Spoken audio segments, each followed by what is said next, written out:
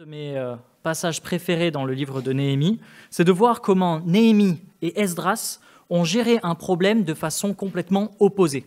C'est-à-dire, ils ont été face au même problème, mais ils l'ont fait de façon complètement différente, même opposée. Et ça peut surprendre, parce qu'on peut se dire, mais tous les deux étaient des hommes de Dieu, inspirés par Dieu, même dans leur façon de faire. Eh bien, ils ont agi différemment. Ce qu'ils devaient faire, c'est qu'ils devaient traverser une zone dangereuse pour retourner à Jérusalem. L'un va avoir une idée. On va demander une escorte militaire. L'autre va dire au contraire, ce serait la honte de demander une escorte militaire. Non, on va demander une escorte divine. On va prier, on va jeûner, et puis on va traverser, et puis ça va bien se passer. Ça, c'était Esdras. Quand l'escorte militaire va être accordée à Néhémie, il va dire « Dieu merci, tu nous as accordé ça. C'est parce que ta main était sur nous que tu as permis ça. » Esdras, lui, quand il va arriver sain et sauf, il va dire « Dieu merci, parce que Dieu était avec nous, on a pu traverser et tout s'est bien passé. » Ils avaient le même problème, ils ont trouvé une solution complètement différente, et puis Dieu les a exaucés, les a bénis. Ce matin, donc, nous arrivons au chapitre 14 de Romains, et ça parle justement de désaccord. De fois où justement on a un problème, on a une question, et on n'est pas d'accord sur la solution. Comment faire ? Alors peut-être que certains l'apprennent, qu'il peut y avoir des désaccords dans une église. Mais malheureusement, tant que Jésus n'est pas revenu sur terre, il risque d'y avoir des désaccords. Et ces désaccords peuvent même mener à des conflits. Mais tous les conflits ne se valent pas.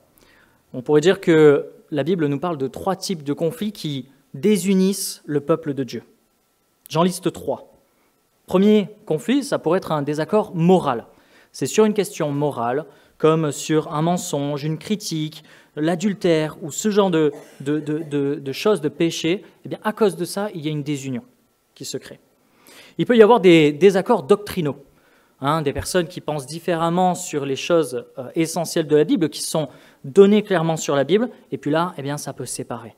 On peut nommer notamment la séparation qu'il peut y avoir avec les églises protestantes, qui sont pour notamment le mariage homosexuel. Il y a un désaccord doctrinal à ce moment-là.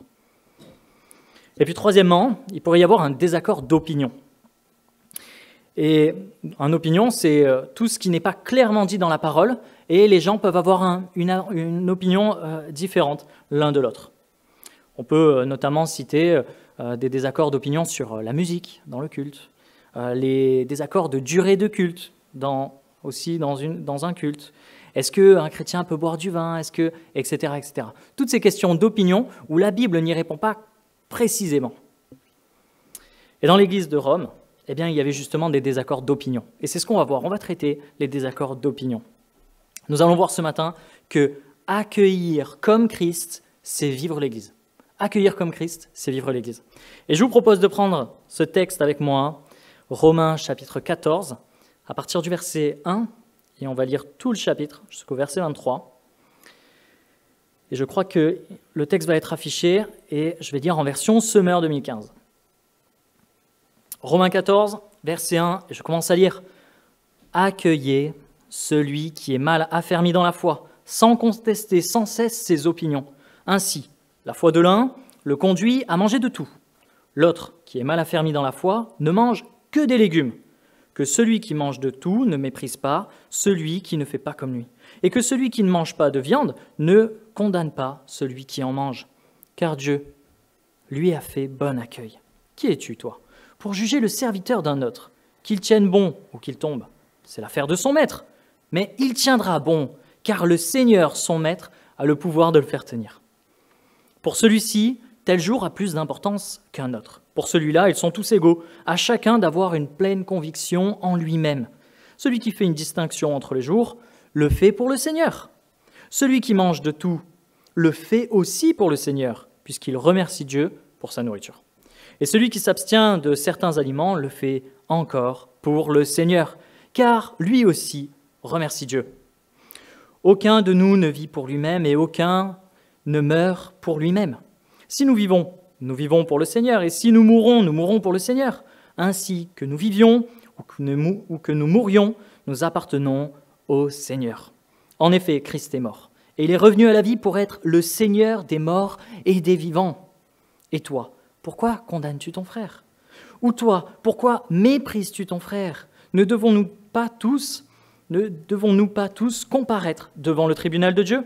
Car il est écrit, « Aussi vrai que je vis, dit le Seigneur, tout genou pleura devant moi, et toute langue me reconnaîtra comme Dieu. » Ainsi, chacun de nous rendra compte à Dieu pour lui-même. Cessons donc de nous condamner les uns les autres. Prenez plutôt la décision de ne rien mettre en travers du chemin d'un frère qui puisse le faire trébucher ou tomber. Pour moi, je sais, et je suis pleinement convaincu, en accord avec la pensée du Seigneur, que rien n'est impur en soi. Cependant, si quelqu'un considère que telle chose est impure, alors elle est impure pour lui. Si donc, à cause d'un aliment, tu fais du tort à ton frère, tu ne te conduis pas selon l'amour. Ne va pas pour un aliment causer la perte de celui pour qui Christ est mort. Que ce qui est bien pour vous ne devienne pas pour d'autres une occasion de dire du mal de vous. Dans le royaume de Dieu, ce n'est pas le manger ou le boire qui importe, mais c'est une vie juste, la paix et la joie que produit l'Esprit Saint. Celui qui sert Christ de cette manière est agréable à Dieu et estimé des hommes. Ainsi donc, cherchons toujours ce qui contribue à favoriser la paix et nous faire grandir les uns les autres dans la foi.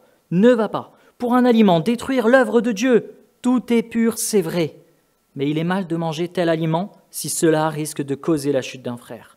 Ce qui est bien, c'est de s'abstenir de la viande, de vin, bref, de tout ce qui peut entraîner la chute de ton frère.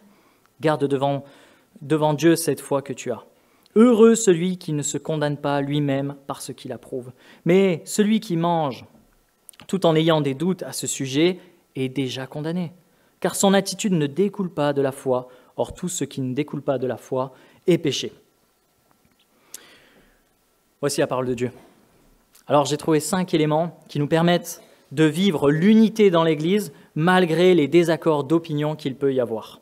Mais tout d'abord, rappelons-nous du contexte de cette Église de Rome. L'Église de Rome, on ne sait pas exactement qui l'a fondée. On peut imaginer que c'est suite à la Pentecôte, qui est décrit en Actes des Apôtres chapitre 2, que des Juifs sont retournés à la capitale romaine et ont fondé l'Église de Rome. Et cette Église a grandi au fur et à mesure. Mais la ville de Rome était une ville cosmopolite, avec des personnes du monde entier. Et les premiers chrétiens sont eux-mêmes d'horizons très différents. Il y avait des anciens Juifs, mais il y avait aussi des anciens païens, des personnes qui suivaient les rites, les cultes de la ville romaine, des Grecs et des Romains. Un élément historique qui peut être utile, c'est l'introduction de la Bible au Semeur qui nous dit ceci. En 49 de notre ère, il y avait un empereur, l'empereur Claude, qui était contre les Juifs. En 49, donc, il va expulser tous les Juifs de Rome. Et 5 ans plus tard, quand il va mourir, les Juifs vont pouvoir revenir. C'est peut-être ce qui explique qu'il y a eu une différence, un écart dans la population, dans l'assemblée de l'Église. Là où avant, il y avait des Juifs qui se convertissaient au fur et à mesure, pendant un long moment, il n'y a plus de Juifs qui se sont convertis, et il y a eu peut-être une majorité à ce moment-là d'anciens païens qui se sont convertis, qui ont été à la tête de l'Église. Et quand les Juifs sont revenus, ces Juifs convertis sont revenus, eh bien ça a fait débat. Ils se sont dit, mais attendez, vous faites ça, vous? Mais vous êtes conscient qu'on est chrétien, telle chose, il faut la faire comme ça. Et il y avait un désaccord comme ça d'opinion.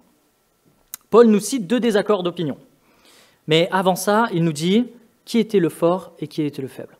Il nous disait qu'il y en avait certains qui étaient plus affermis dans la foi que d'autres. Alors qui était qui? Le chrétien faible, ici, il le dit au verset 2, eh bien, c'est celui qui continue de se soumettre aux exigences de la religion juive, en pensant que c'est en accomplissant cela eh bien, qu'on est un meilleur chrétien ou qu'on obéit réellement à Dieu. Verset 2. Ainsi, la foi de l'un le conduit à manger de tout. L'autre, qui est mal affermi dans la foi, ne mange que des légumes. Ok. Donc, les chrétiens faibles sont ceux qui continuent à suivre les rites juifs, alors que les forts sont plutôt ceux qui sont conscients qu'en Christ, eh bien, nous n'avons plus à respecter ces choses-là, car nous sommes libres. Nous sommes sous cette loi de la grâce et nous sommes libres. Ça ne dépend plus de ça, notre relation avec Dieu. Alors j'ai mentionné le manger. le fait que certains mangeaient de la viande et d'autres s'interdisaient de manger de la viande. Eh bien, ça, c'est lié à la loi du kasher pour les Juifs, puisque la loi du kasher leur demandait de ne pas manger de viande de porc, de ne pas manger de certains fruits de mer, etc. Et il y avait aussi une façon dont était tué l'animal. Il fallait que ça soit une façon rituelle, un rituel spécifique. Et les Juifs de cette époque, à Rome, avaient peur d'une chose, c'est que la viande que leur boucher allait leur servir ait été utilisée pour un sacrifice d'idole. Et le Juif se disait une chose, si je mange la viande qui a été sacrifiée à une idole, je vais être contaminé par le culte aux idoles qui a été fait. Donc, au cas où, pas de viande. Parce que je n'ai pas confiance en mon boucher qui peut-être me le dit pas, mais en fait, ça a servi pour une idole. Donc, je ne mange pas.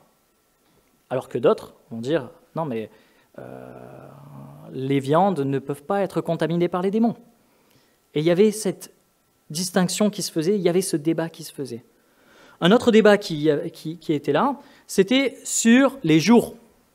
Certains considéraient, verset 5, pour celui-ci, tel jour est plus important qu'un autre. Pour celui-là, ils sont tous égaux. À chacun d'avoir une pleine conviction en lui-même. Ok. Chez les Juifs, il y a beaucoup de fêtes. C'est normal, on a un Dieu de fête. Et par ce Dieu de fête, eh bien, Dieu qui aime la fête a voulu nous transmettre plusieurs dates comme ça pour se rappeler des victoires importantes qu'il a marquées, qu'il a accomplies. Et comme ça rappelle au peuple aussi eh bien, combien il doit être à l'écoute de Dieu. C'est un rappel tout au long de l'année. Il y a la fête de la Pâque, la fête des pains sans levain, des semaines, Pentecôte, fête de l'expiation, tabernacle, réjouissance, et j'en oublie encore.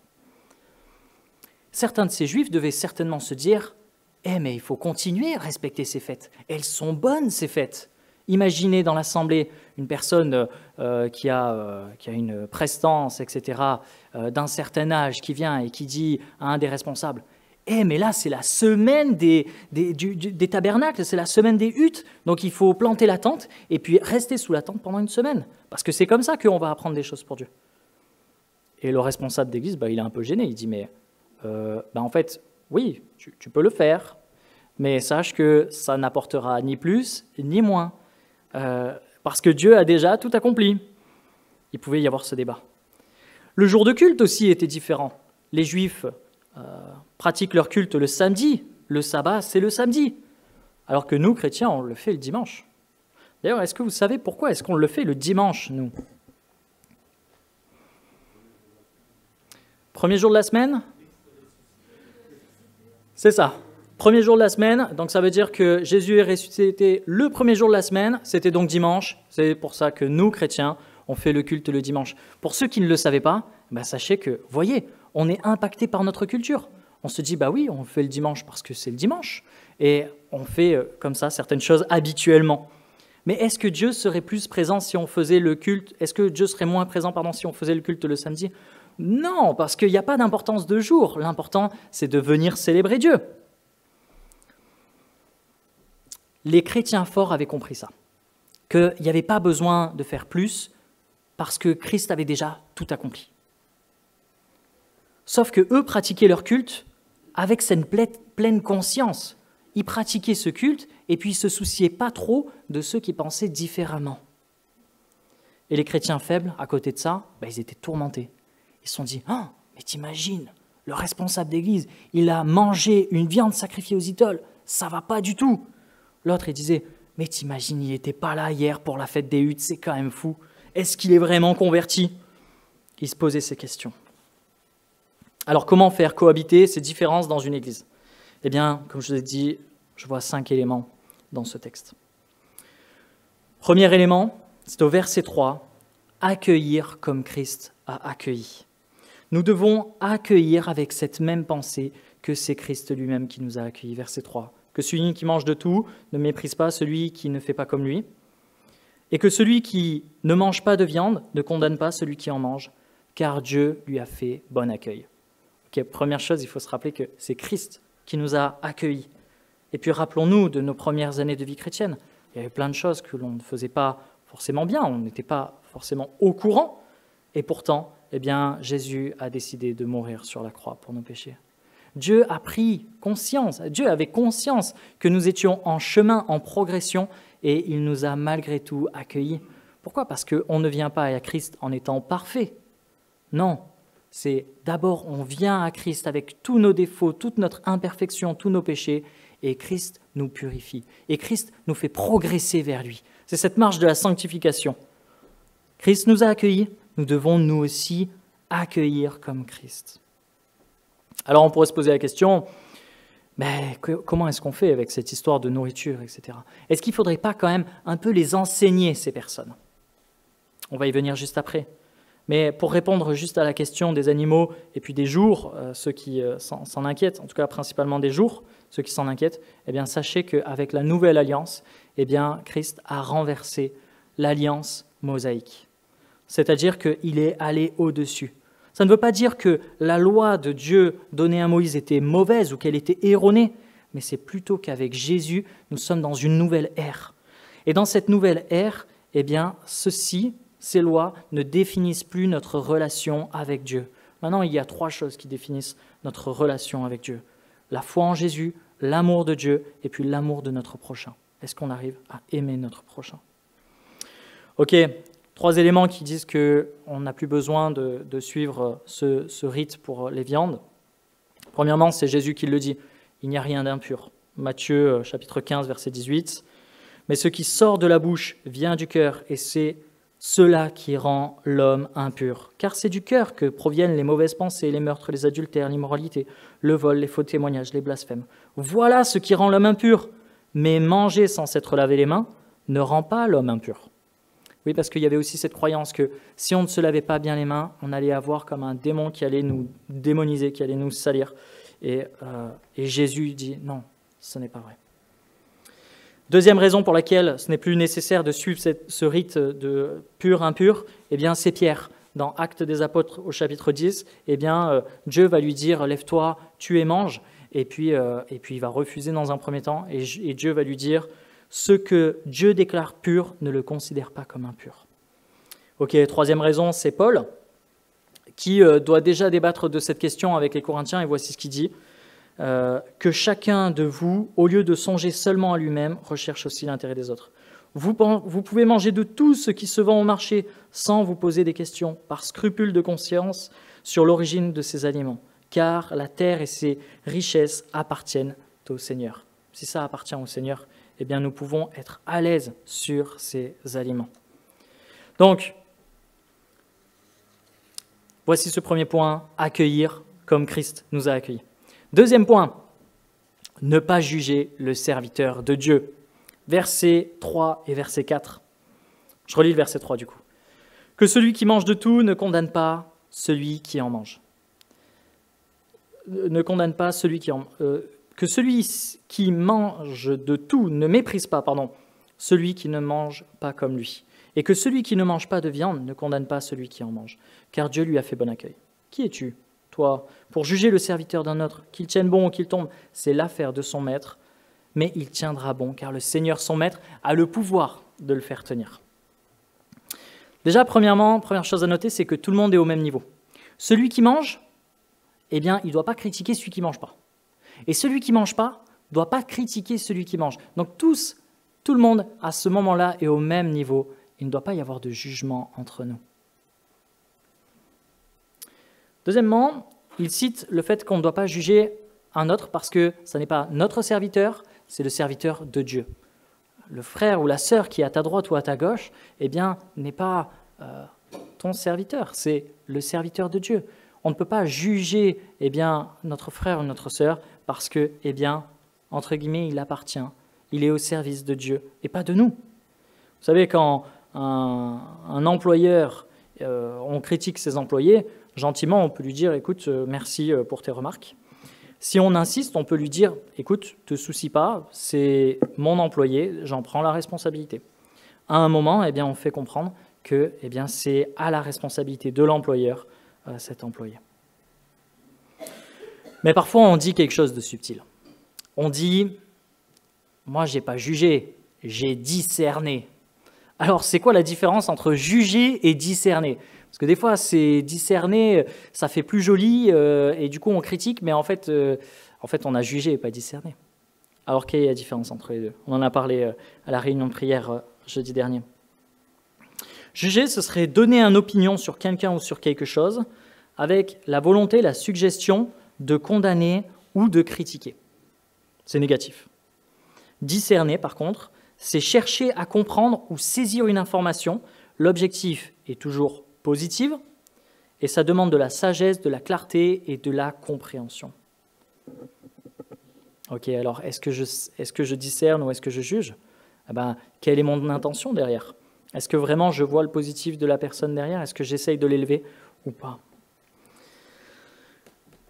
Ne pas juger parce qu'en fait on ne connaît pas aussi la motivation des uns et des autres.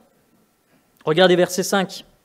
Pour celui-ci, tel jour a plus d'importance qu'un autre. Pour celui-ci, ils sont tous égaux, à chacun d'avoir une pleine conviction en lui-même. Celui qui fait une distinction entre les jours le fait pour le Seigneur. Celui qui mange de tout le fait aussi pour le Seigneur, puisqu'il remercie Dieu pour sa nourriture. Et celui qui s'abstient de certains aliments le fait encore pour le Seigneur, car lui aussi remercie Dieu. La question à se poser à un frère ou à une sœur qui commence à rentrer en conflit ou en débat, c'est déjà de se poser la question, mais au fait, tu fais ça pour quelle raison ? Qu'est-ce qui te motive derrière ? Vraiment, poser une question à notre frère et notre sœur, eh bien, c'est la façon la plus neutre, la plus belle de l'approcher.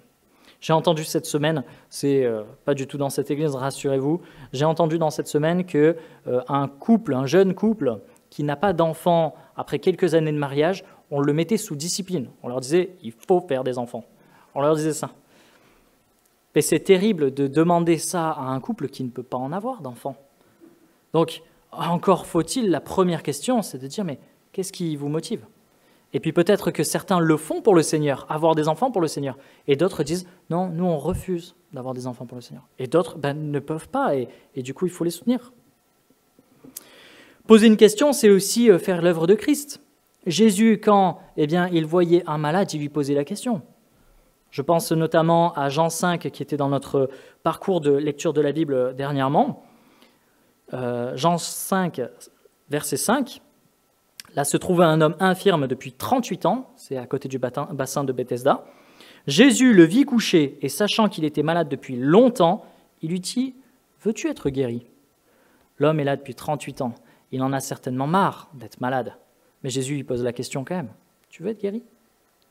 Si Jésus, qui était pleinement homme, pleinement Dieu, a commencé par poser des questions, ne faisons pas l'économie également. Mettons-nous dans l'empathie, ne jugeons pas, mais posons la question. Ne jugeons pas le serviteur du Seigneur. Troisièmement, s'examiner plutôt que juger. Avant de juger, rappelons-nous que nous avons nous-mêmes des comptes à rendre à Dieu. Verset 10. « Et toi, pourquoi condamnes-tu ton frère ? Ou toi, pourquoi méprises-tu ton frère ? Ne devons-nous pas tous comparaître devant le tribunal de Dieu ? Car il est écrit, « Aussi vrai que je vis, dit le Seigneur, tout genou ploiera devant moi et toute langue me reconnaîtra comme Dieu. Ainsi, chacun de nous rendra compte à Dieu pour lui-même. » Cessons donc de nous condamner les uns les autres. On doit déjà rendre des comptes pour nous-mêmes. N'essayons pas de juger quelqu'un d'autre, puisqu'on doit déjà nous-mêmes rendre des comptes. Et puis Jésus a introduit une notion assez incroyable dans le Nouveau Testament. Il dit que de la façon dont nous jugeons les autres, eh bien nous serons nous aussi nous-mêmes jugés. Matthieu chapitre 7 verset 1, « Ne jugez pas afin de ne pas être jugés, car on vous jugera de la même manière que vous aurez jugé, et on utilisera pour vous la mesure dont vous vous serez servi. » Nous ne devons pas juger parce que nous avons déjà des comptes à rendre. Et nous ne devons pas juger car c'est mauvais pour nous. Et je me rappelle aussi de Yann Newberry la semaine dernière qui disait « Si vraiment j'ai envie de critiquer quelqu'un, je dois prier. Parce que je ne peux pas prier et critiquer en même temps. À un moment, soit ça me fera arrêter de prier, soit ça me fera arrêter de critiquer. Et donc, il vaut mieux prier pour ce frère ou cette sœur. Ok, quatrièmement, vivre en accord avec notre conscience. Verset 14, la conscience est mis au même niveau que la loi de Dieu. Pour moi, je sais et j'en suis pleinement convaincu, en accord avec la pensée du Seigneur Jésus, que rien n'est impur en soi. Cependant, si quelqu'un considère que telle chose est impure, alors elle est impure pour lui. Verset 23. Mais celui qui mange tout en ayant des doutes à ce sujet est déjà condamné, car son attitude ne découle pas de la foi. Or, tout ce qui ne découle pas de la foi est péché. Si ton frère te dit « mais tu peux manger cette viande », vraiment, il n'y a aucun souci, mais qu'au fond de toi, tu n'es toujours pas convaincu que tu le fais, et ben en fait, tu as péché. Tu as péché contre cette conscience. Si on te propose un verre de vin et que tu prends ce verre de vin et que tu es tourmenté par ça, eh bien, sache que tu pêches. Pourquoi ? Parce qu'il faut être en accord avec cette conscience. La conscience peut condamner. Et cinquièmement, prendre soin de notre frère et de notre sœur. Verset 13. Cessons donc de nous condamner les uns les autres. Prenez plutôt la décision de ne rien mettre en travers du chemin d'un frère qui puisse le faire trébucher ou tomber. Ces chrétiens auraient dû s'abstenir de certaines choses. Pourquoi ? Parce que ça dérangeait un frère ou une sœur.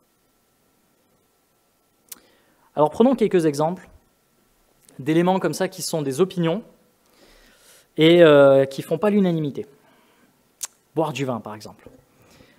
Pour nous, en France, c'est culturel. Ne pas boire du vin, ça semble même étonnant pour un missionnaire. On dirait, mais il faut que tu t'acclimates. Mais si vous allez en Amérique du Nord, eh bien, boire du vin, c'est quelque chose qui est impossible à imaginer, qui est inconcevable. Pourquoi ? Parce que c'est la boisson des alcooliques, presque. Vous allez dans d'autres pays. Il me semble que c'était Naina qui me disait qu'à Madagascar, la bière, c'est vraiment pas commun. C'est l'alcool des alcooliques. Et donc, un Malgache qui va en Belgique, alors qu'eux, ils ont un savoir-faire dans les bières, eh ben, il serait malheureux. Il verrait que des non-convertis à côté de lui. Alors que non, pas du tout. Le véganisme, ou être végétarien, est-ce qu'on est un meilleur chrétien quand on ne mange pas de viande ? Bonne question. Est-ce que si mon enfant veut lire Harry Potter, je le laisse lire ou je le laisse pas lire ? Bonne question. Si une fois est-ce que je peux fumer si je suis chrétien ? Drôle de question, hein ? Est-ce que je peux fumer ? Alors, on pourrait distinguer, on pourrait dire, ok, la cigarette, ça crée une addiction, donc c'est vraiment pas conseillé. Il y a plein de textes qui nous conseillent par rapport à ça, sur le fait notamment que que notre corps est le temple du Saint-Esprit, sur le fait que tout est permis, mais tout n'est pas édifiant.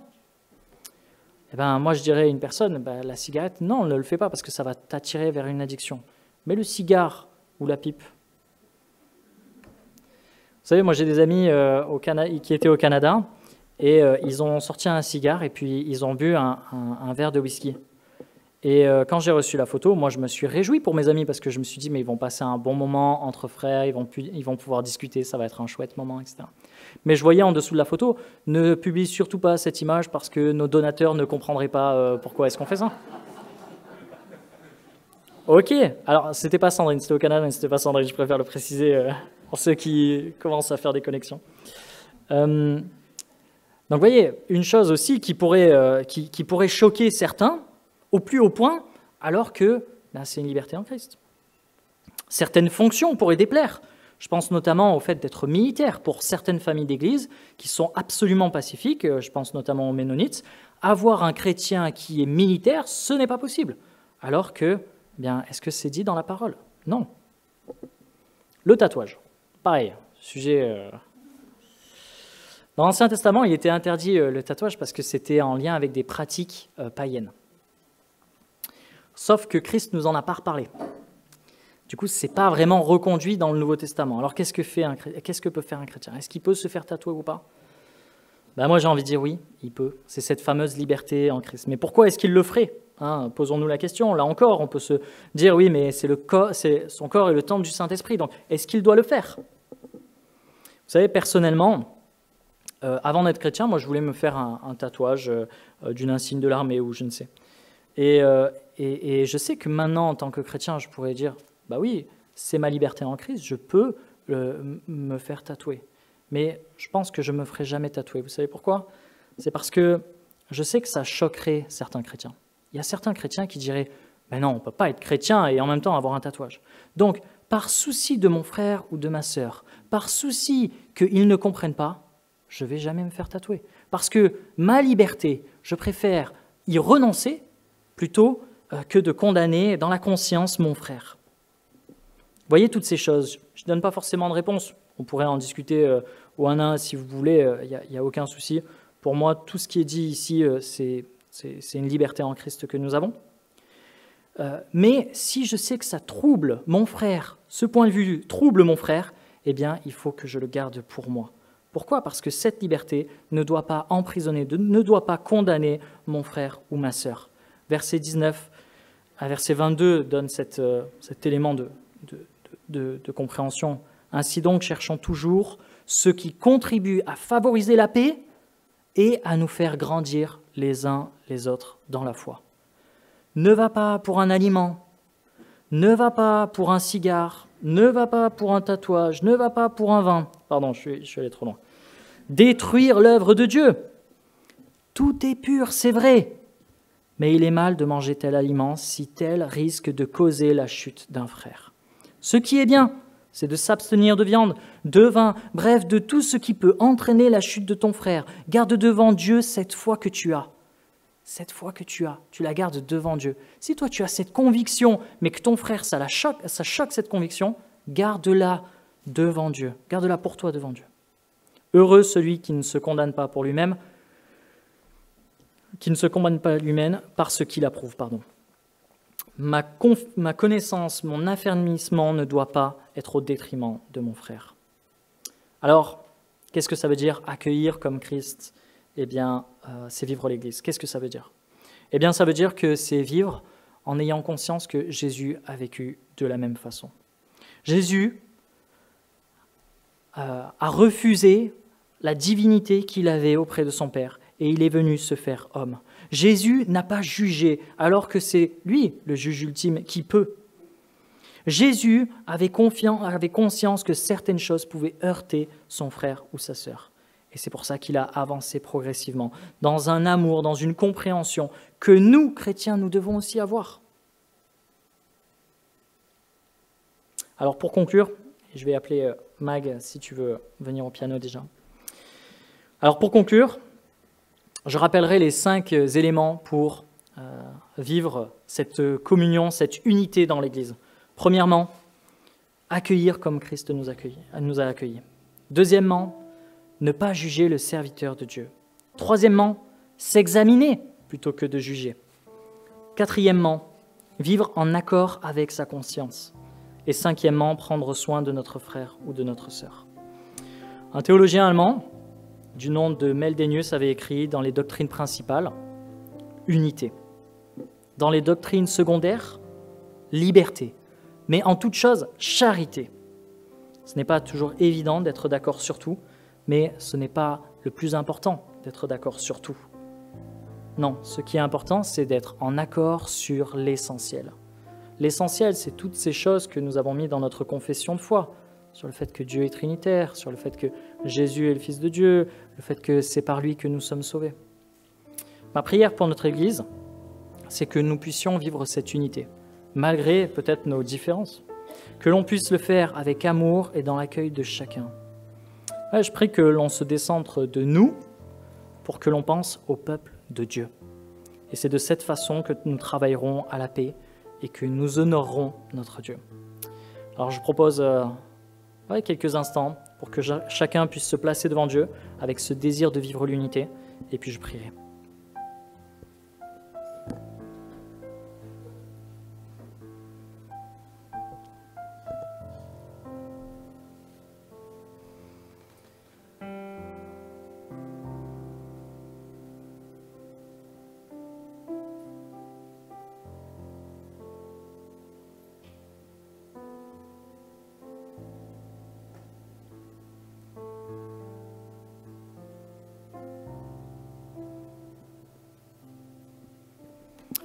Ouais, Seigneur Dieu, je veux te remercier encore pour ce texte, parce qu'il nous encourage à l'amour, qu'il nous encourage, Seigneur, à lever les yeux vers toi en étant reconnaissant.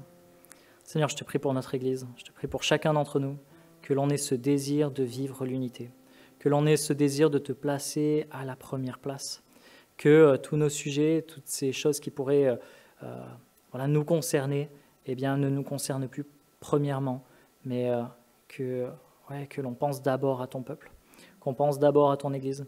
Aide-nous, Seigneur, à faire des efforts dans l'amour, dans la compréhension de chacun. Aide-nous à imiter Christ sur ces aspects-là. Ouais, Seigneur Dieu, on veut te dire ensemble combien on est reconnaissant pour la croix, combien on t'aime, Seigneur, et combien on a besoin de toi dans nos vies. Seigneur, sois loué encore, sois glorifié. Amen.